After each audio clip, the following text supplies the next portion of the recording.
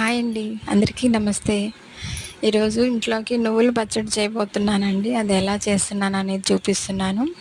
దానికోసం ధనియాలు, పచ్చిమిరపకాయలు ఆయిల్‌లో బాగా ఫ్రై చేసేసుకున్నాను. నువ్వులైతే ముందుగానే ఆయిల్ లేకుండా ఏంచి పెట్టేసుకున్నాను. అవి చల్లారుతాయని ఒక ప్లేట్‌లో పోసి పెట్టేసుకున్నాను.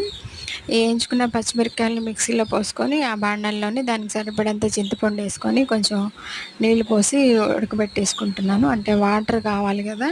చల్లనీళ్ళు పోసుకుంటే చెడిపోతది పచ్చడి త్వరగా అని, వేడి నీళ్ళతో అయితే ఉంటుద్ది గదా అని చేసి పెట్టుకున్నాను. కొంచెం పచ్చిమిరపకాయలు మెదగనిచ్చిన తర్వాత నువ్వులేసి ఇలా పేస్ట్ లాగా చేసేసుకున్నానండి.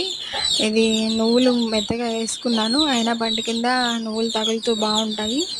ఇందులో ఇందులోకి ఒక ఎర్రగడ్డ ఏసుకుంటే, ఎర్రగడ్డ కలిపేసుకుంటే బావుంటుంది. దానికోసం ఈ ఎర్రగడ్డ తీసుకున్నాను. సగం వేద్దాం అనుకోని ఇలా కట్ చేశాను.